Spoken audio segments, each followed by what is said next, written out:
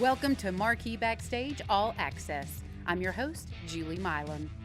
Because of the tremendous success of our television broadcasts, we're thrilled to bring you the Marquee Backstage podcast. Here we go more in depth into the lives and stories of our guests. We'll share exclusive content you didn't see on TV, plus you'll have full access to the 5 songs played by our feature artists, which were all recorded at Thunder Sound Studios. This week we are going down under with Australia native and live looping legend, Carl Wockner. Let's get started with his song, From Here.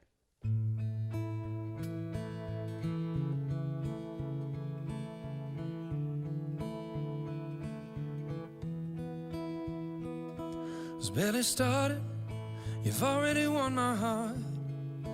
How could a whole life only take up half my arm? I bet you freaked out, staring up at me, learning how to breathe at only 37 weeks.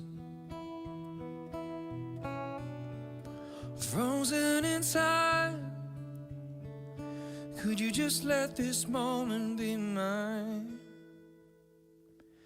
If you could only see you from here, like me, you probably couldn't move. If you could only see you from here, like me, you'd probably fall in love.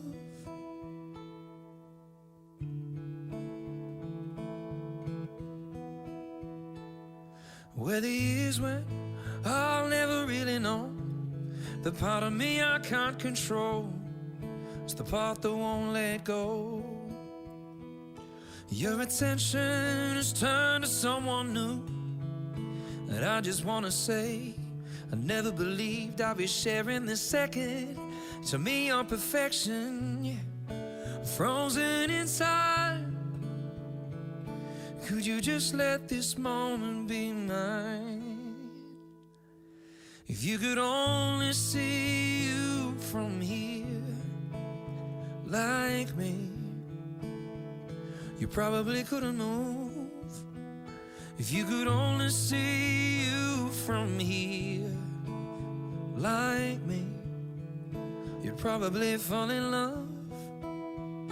If you could only see you from here, like me, you probably couldn't move. If you could only see you from here, just like me, you'd probably fall in love. Just like me, you'd probably fall in love with you.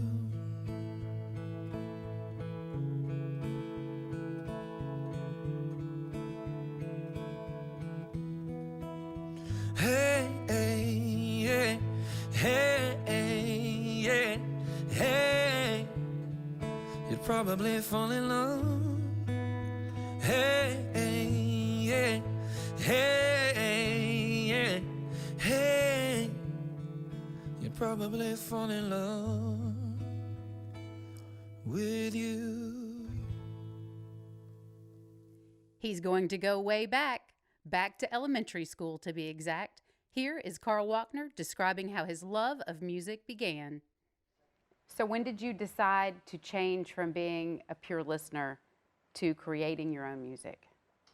Oh man, I don't know, actually. I think, so when I was in grade 2, so I would have been 6, I started playing violin. I didn't even know if I wanted to at that point. I was really busy playing Tonka trucks and stuff, but violin was available at the primary school that I was going to, and just down the road from my parents' house. And so we had to commit as a kid in our family to, you got to do it for a year. If you want to do this, you want to do it for a year, because we're not hiring or buying an instrument. We can't afford to just do that for you to quit in a month. So I played violin, was my first instrument, and I actually really liked it. I just think I was 6 and 7. You know, you just go in and out of phases and stuff. But yeah, I do remember, I'm not just saying this, but I do remember I actually was pretty good, which is great, so, which we can hope for, you know. And I still have it, actually, back at Mum and Dad's place in Australia. And How? the bow is like this big. It's a quarter-size violin. It's like, it's so tiny. Man. Perfect for that age, though. So how did you Yeah. develop to pick up the guitar? So the guitar was kind of high school, I think, and when guitar is cool. You know, I would have liked to have started earlier because ultimately every musician wants to be better than what they currently are. So I feel like I'd be further along if I started earlier. But in high school, I would have been probably 14, I think. And there was just a few friends who were already sort of playing guitar, and my grandma had an old nylon string cheap guitar, and I borrowed it and thought it was the coolest thing. And I think between violin and guitar, I only played violin for a year, and then I played piano for a year, same kind of deal as violin when I was maybe 10. So when did you start playing out, and is the music scene in Australia different than in the US? So I started playing out while I was in school. We had just a high school band, or different variations of the band. So sometimes I'd play bass guitar because I had a bass amp, which was my PA system, which I rigged to plug a microphone into the 25-watt bass amp, which was the hugest thing I'd ever had. It was like this big, and it had a 10-inch speaker, and it's like, you know. So I found a way to make all of that work. Because I had the bass amp, there was a gig with this band at school called The Best Before Yesterday, and I didn't play bass, but a friend of mine had a bass, and they said, well, you got a bass amp, so can you play bass for this one birthday party, pays $75? And I was like, holy $75. So like, I can't wait. So I just sort of played the root note of the song and had a great time. There was 4 or 5 of us on the stage, and so then from that, we kind of turned into more of a regular band, and I was the guitarist, backing singer. And then just throughout school, like things go, some people move away and some people stop playing, and somebody gets replaced as a new member and that sort of thing. And so we just played at like surf parties and birthdays and just house events and that sort of stuff. And it became like a 3 or 4 piece band. And at one point, our lead singer, who was he didn't play an instrument apart from killer vocals, and so he could make it that time. So I shared the singing with another guitar player in the band, and then that became a thing. After school, I started playing a lot of covers gigs. So those parties turned into just sort of covers shows at pubs and restaurants, and where I play solo or as a duo with a drummer or in a band or whatever, and we just sort of sub in and out different players and that sort of stuff. And that was still at a point, I feel like an old man when I say this, but in Australia, that was still a point that there was a lot of bands still playing in pubs, which over here in the US, it is still very much a natural thing. In a lot of the other venues or pubs, you'll mostly just see not just a soloist, but in terms of the sonic difference, there's a soloist instead of what would have once been a band. And the cool thing about the US, especially in most of the places that I've been, in most of the states that I've been, is most of those, they adhere to some obvious noise restrictions because you don't want to be too loud and annoy anybody nearby. But, you know, if they get any complaints, it's like, dude, it's a live music venue. It's been here for 40 years. Suck it up, you know, like we'll be done at 10. There's a sign out front. Like, yeah, that's right. And you can't even really hear it, or you can hear the buses over it. So it's not really an infringement. So that's been one of the big differences between Australia and the US for live music. And for me personally, most people play with a band over here. And the only reason they don't play with a band is that they can't afford a band, or they're just starting out, or it's a tiny venue that for some reason you can't fit a band. Whereas I'm choosing to do the solo thing instead of having to do the solo thing. So I feel like that sense, not a lot of people are doing that. And I'm very versatile. I can change the set, I can change the song order, I can play a song backwards if I want, or change a beat, or I don't have to have rehearsals. Well, and all of that unique talent that you have has brought you a lot of critical acclaim, not only in the U.S., but in Australia. Will you tell us about that, Mr. Award winner? Yeah, thanks.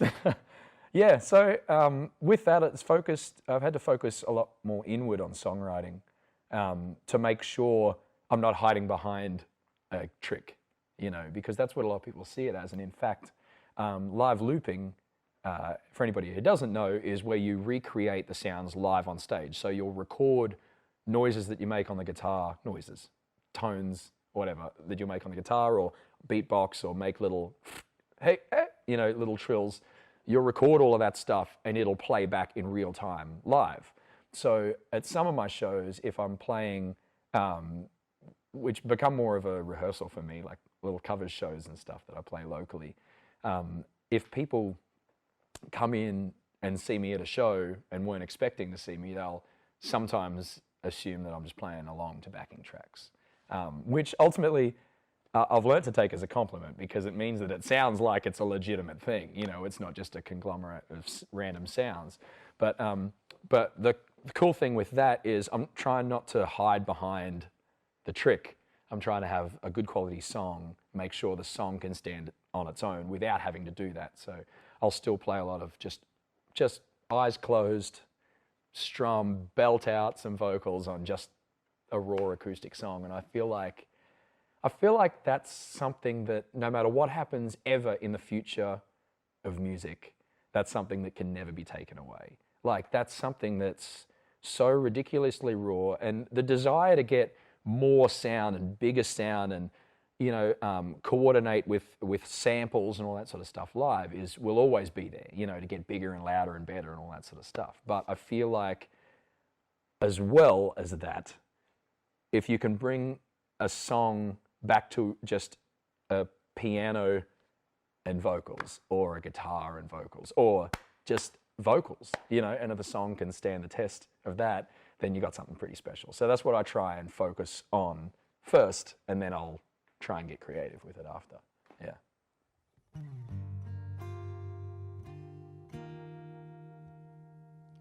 If you got all the things that you want, would it make you happy? If the sun always shone, would you know how to cope with the cold? If money were leaves and could grow on trees, we'd back it all up with our broken things. Would you still be out there searching for gold? And if it was easy, wouldn't we all be tripping in traffic, chasing the big dream?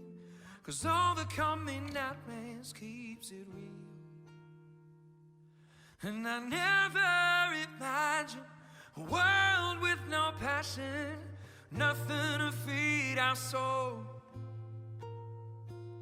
Don't give me a heartache, a brick wall, and I'll break it down, becoming up stronger than before.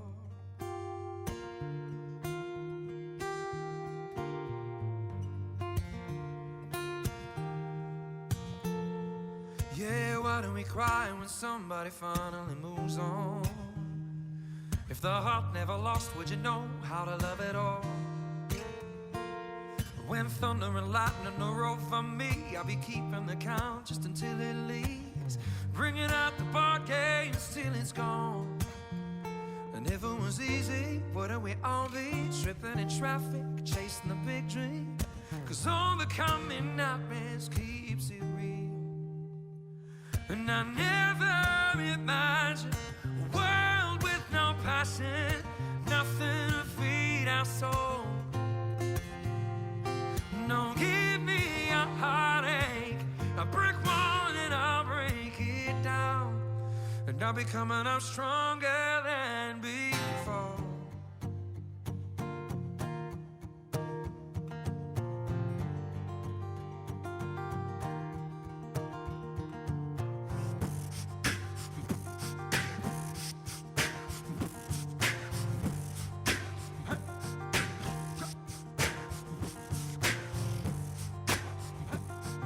Stronger, yeah. I'm coming up strong.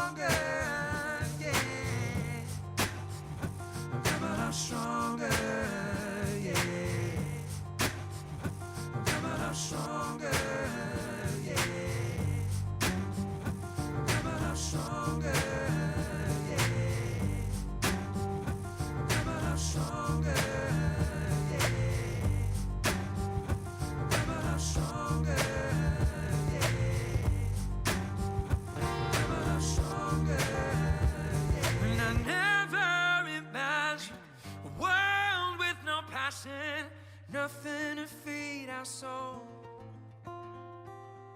Don't give me a heartache, a brick wall, and I'll break it down. I'll be coming up stronger and stronger. I'll never imagine a world with no passion, nothing to feed our souls. Don't give me a heartache, a brick wall, and I'll break it down. I'll be coming up stronger than before. I'm coming up stronger. If it was easy, wouldn't we all be tripping in traffic, chasing the big dream? And overcoming nightmares keeps it real. That was Stronger by our guest this week, Carl Wockner. Remember to subscribe to our YouTube channel, Marquee Backstage. Here you can catch up on all of our TV episodes or just rewatch some of your favorites. Feel free to share them as well. Carl is about to really show off his live looping style with his song, Better. But first, here's what the song means to him and the new music elements he wants to add to his music. I'm really protective of my lyrics. And by that I mean, because I'm influenced by so many different genres, like a lot of people, there's a lot of genres and formats and all that sort of stuff. But one thing that it has to boil down to, no matter what song I sing, whether it's upbeat, downbeat, R&B, pop, country-ish, whatever, the lyric has to speak about something or to someone. It can't just be words pleasantly sung in tune, you know. It needs to be some kind of, you should be able to read it poetically, so to speak. But the cool thing that I'm really pumped about right now, I feel like this is an evolution as an artist too, is that now more than ever I feel more in touch with where I've come from and where I'm headed to, and I feel more like I'm on that linear path, because for the longest time with my music, I've been kind of like, who am I? You know, and it's not so much me asking, who am I? It's more other people saying, who are you? And me having to have an answer for that. Right. Like what, like, oh, and having to have a specific answer that goes in the right pinball slot, you know? Well, something that you feel, something that you live up to. Yes. Yeah. It's got to fit in a pigeonhole. Right. My answer has to fit. It can't hit the side. It can't bounce on the dartboard on that piece of wire and bounce back off again. You know, it's got to land somewhere. And that's the frustrating thing, is that I've had to manipulate my music pitch and even my music so that because I feel like I have to fit in somewhere there. And that's been the most difficult path and the most frustrating path for me in the last couple of years, especially since I moved from Australia to the US, because it's really forced me to, in a good way, to really address that as well. It's something that I'm really trying to work with for music moving forward, with my influence of like R&B and soul and country lyric, you know, honest lyricism and that sort of stuff, is trying to incorporate the groove with a cool lyric in an accessible way that means something to people.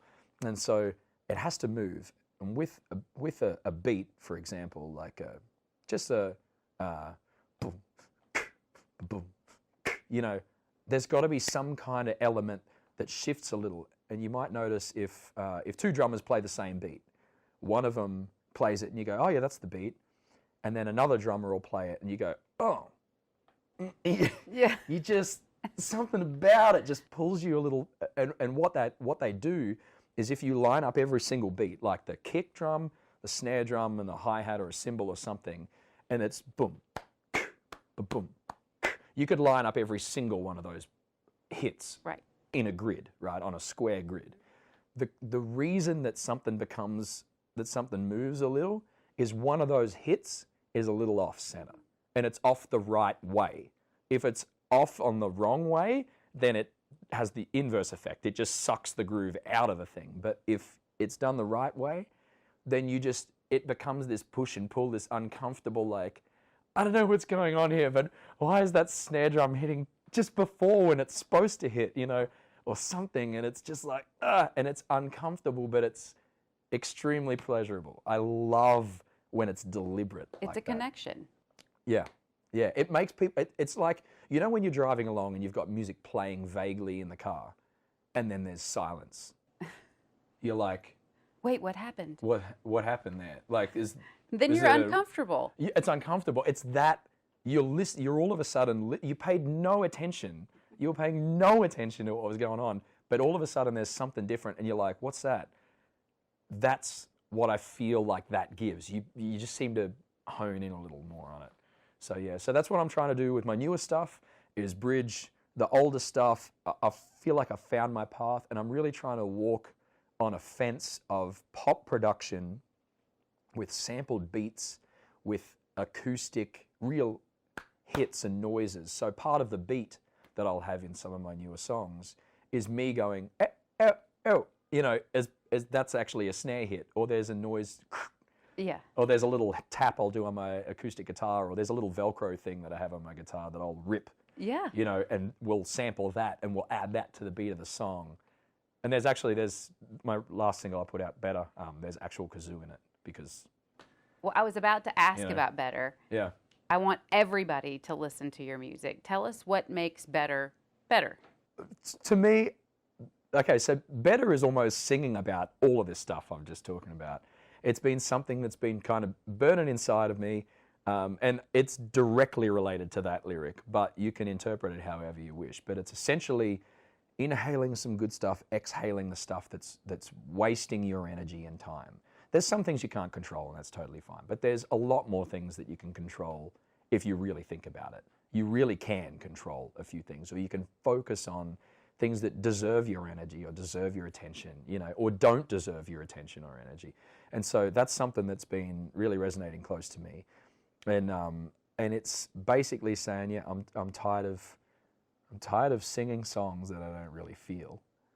And that could be anything, you know, as long as I feel it, I love it. But I play so often, and it's especially because it's something so close to me. It's a passion. It's not just a job. It's not just oh, well, here's another shovel, you know, I can deal with just because it's not so important to me. But I can't deal with, you know, going through the motions of something that's so important to me and just flailing it away. You know, there's only so much you can do that. So I'm tired of singing songs that I don't really feel. And I'm doing a call out, send me anybody who wants something real, and I'll be a little bit better. So it kind of, I don't know, it is really close to me. And it's got a cool little vibe to it too. I can't wait to hear it. Yeah.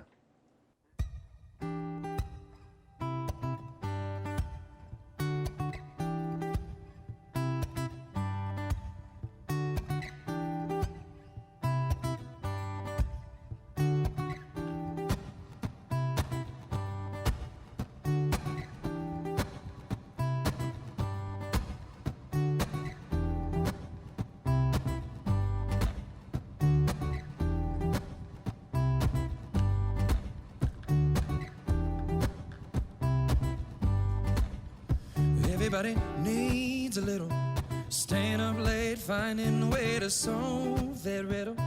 Somehow made me sacrifice the 2 years, changing everything to follow your lies, just to realize I'm done wasting mine. I'm done wasting mine. I'm tired of singing songs that I don't really feel. Send me anybody who wants something real. I'll be a little bit better in time. I'll be a little bit better. I'm done wasting. I'm done wasting. Little bit better. Little bit better. Little bit better. Little bit better. Little bit better. Little bit better. Little bit better. Little bit better. Everybody knows a little. Things work out the way they should, but we suppose that it'll somehow not turn out so good. I spent so much time and energy on tears that I cried until I realized I'm done wasting mine. I'm done wasting mine. Tired of singing songs that I don't really feel. Send me anybody who wants something real. I'll be a little bit better inside. I'll be a little bit better. I'm done wasting. I'm done wasting.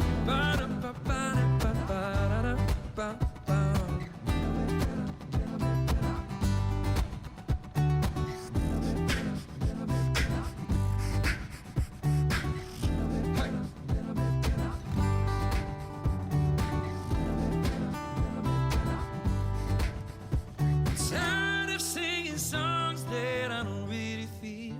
Send me anybody who wants something real. I'll be a little bit better in time. I'll be a little bit better.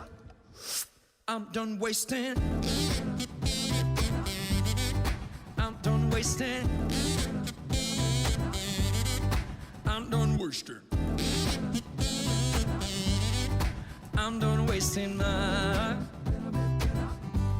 Yeah, I'm done wasting. I'm done wasting. I'm done wasting. I'm done wasting mine.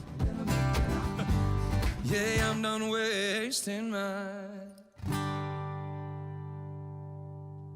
Thank you for joining us on Marquee Backstage All Access. We hope you're enjoying this behind-the-scenes look at the life and music of Carl Wockner. If you still want more, please follow him on social media at Carl Wockner. And for all behind-the-scenes videos, footage, and music, be sure to follow us on Facebook, Instagram, and YouTube at Marquee Backstage. Next, Carl gets personal with his song Crayon Days and gives us a look into his life away from the stage. Carl, you spend so much time trying to inject energy into other people's lives. Where do you get your own energy to be able to go out and deliver that to your audience? Ping pong. Quick answer. Straight up. Man, how much ping pong does one play? As much as one can. No, I like being at home. I like hanging out at home with people around, with my family around, with like having a coffee and talking about whatever, and just being people enjoying them. You know, people with their phones down and speaking to your face and, wow, what do you mean by that? You know, or I disagree, or whatever. You know, I feel like I don't know. I feel like, well, for me anyway, I feel like all I ever seem to do, especially when I'm out or playing or whatever, is, oh, hey man, it's been so long. Like, oh, we really need to catch up. And that's where it stops. And that's it. It's like, that's it. Right. You know, there's no instead depth. of, there's no, oh, okay, when? Right.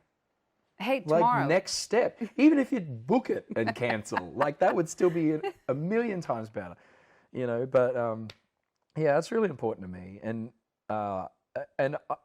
the cool thing about being in the US is that Australia's 16 hours ahead in the time zone of the US here. So when I'm driving home or at night time or whatever, or when we're having dinner at home at the kitchen table, we'll FaceTime my mum and dad, or, you know, my mother-in-law or some family or something back in Australia, and it's the perfect time because it's breakfast there, and then it's dinner here. Or I'll call mum. I'll talk to my mum more living here than I did living in Australia, because I'll be driving somewhere. Man, I got a couple of hours to kill. Oh, it's in the afternoon or late evening. Hey, Mum. Yeah. How's it going? You know, or talk to Dad and keep telling him he needs to go and have a nap and have another cup of tea, because he seems like he's doing that all the time, so I give him a hard time.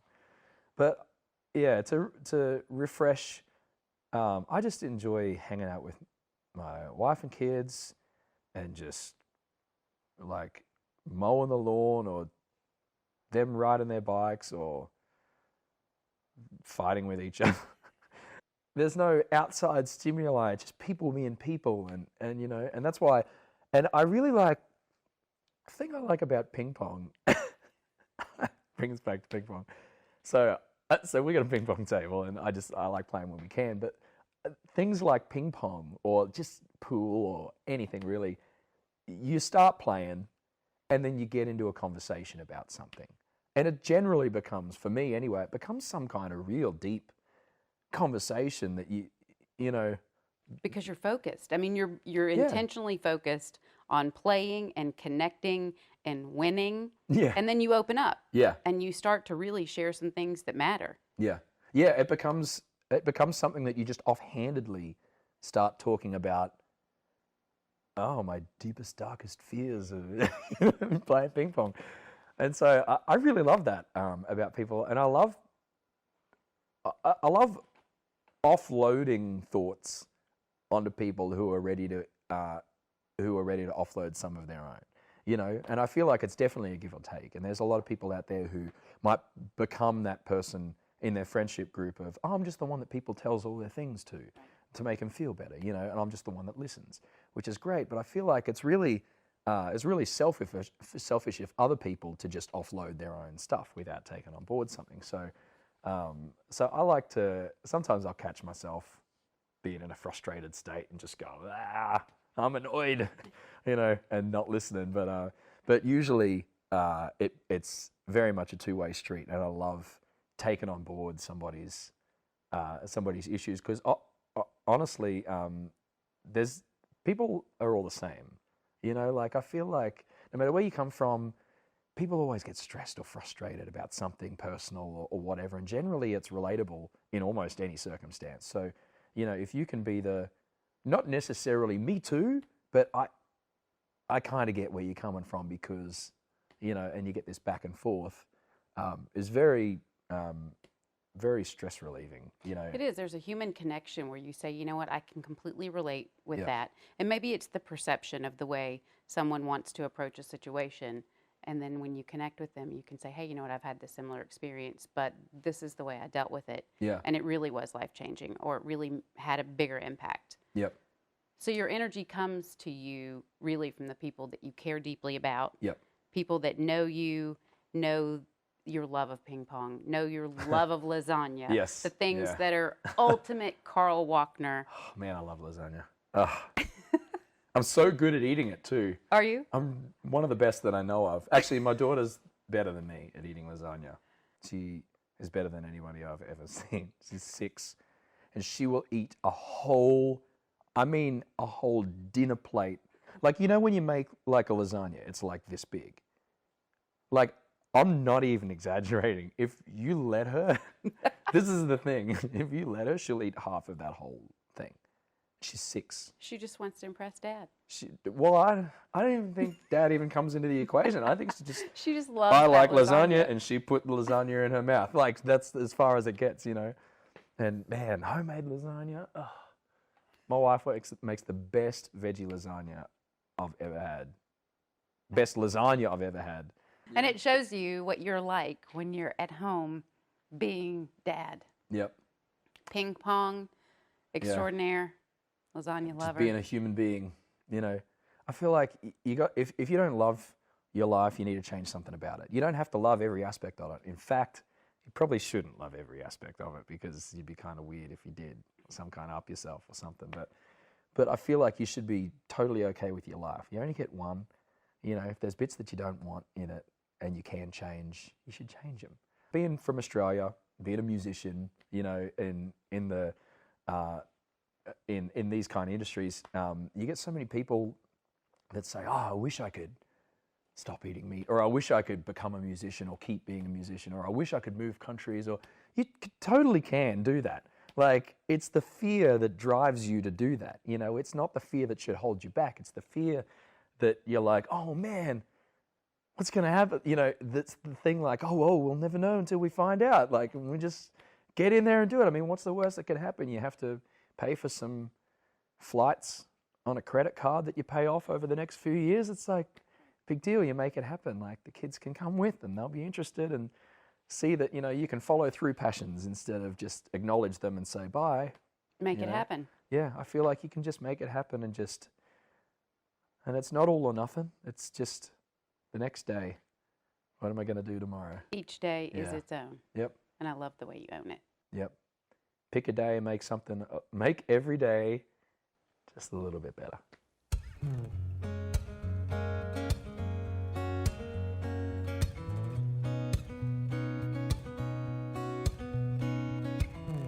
Last time I used this color, I was a whole lot smaller, with a crayon quite a bit bigger in my hand. I was angry at my mom, she was angry that I'd drawn a scribble mural on the wall in blue and tan. Here I am now, a little hand in mine, showing how to color inside the lines. Here I am now, 'cause my crayon days have gone full circle on a new life cycle with a little one here. There was no rehearsal for this role reversal.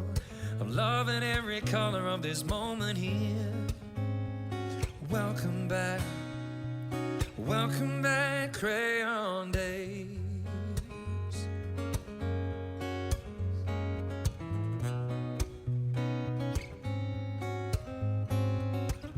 Here sits a brand new life, a new page of black and white.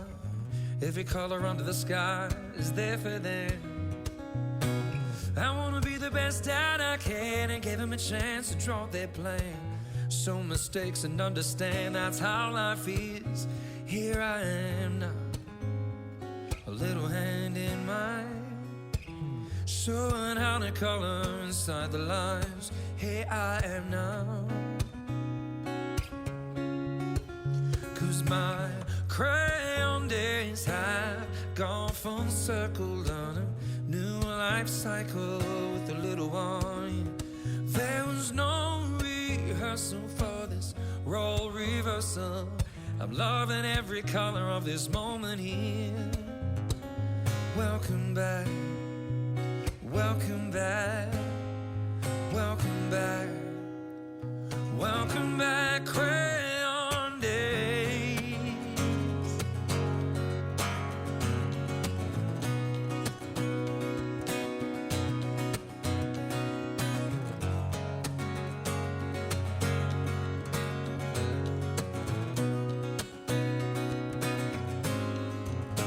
There was no rehearsal for this role reversal. There was no rehearsal for this role reversal. There was no rehearsal for this role reversal.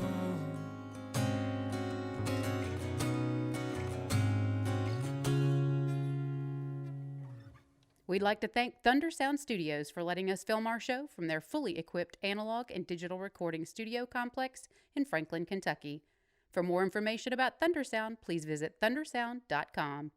Next week on Marquee Backstage All Access, we're going out west with Oregon native Emily Otteson. Before we go, here is our friend Carl Wockner singing Fool's Gold. Until next time, I'm your host, Julie Milam. I'll meet you here next week on Marquee Backstage All Access.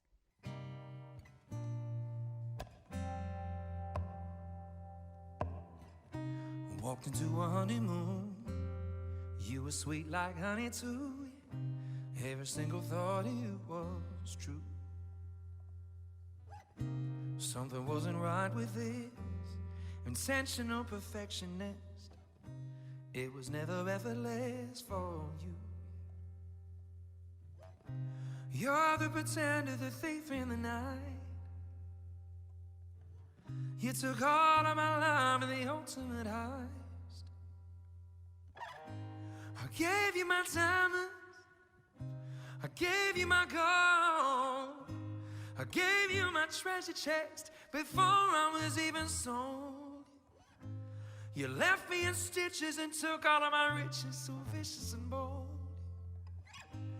Baby, your love was fool's gold.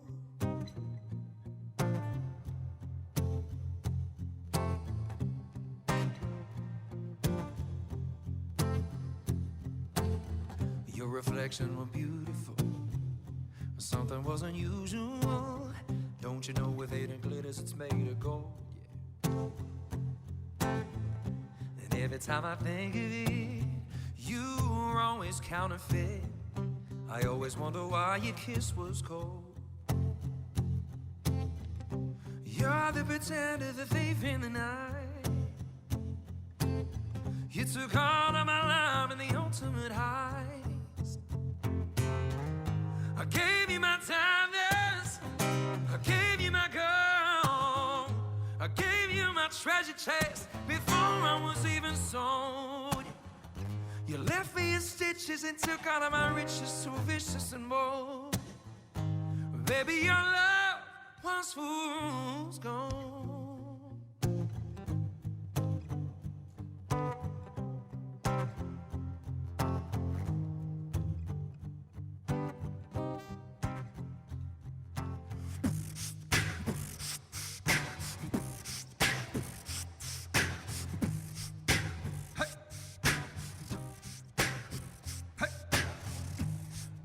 My diamonds, I gave you my gold, and I gave you my diamonds, I gave you my gold, and I gave you my diamonds, I gave you my gold, and I gave you my diamonds, I gave you my gold, and I gave you my diamonds, I gave you my gold, and I gave you my diamonds, I gave you my gold, and I gave you my diamonds, I gave you my gold, and I gave you my diamonds, I gave you my gold, and I gave you my diamonds, I gave you my gold, yeah, and I gave you my diamonds, I gave you my gold, I gave you my treasure chest with all my heart and soul.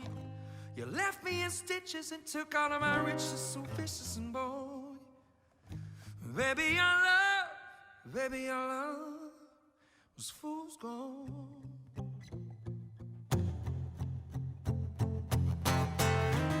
I gave you my diamonds, I gave you my gold, I gave you my treasure chest before I was even sold.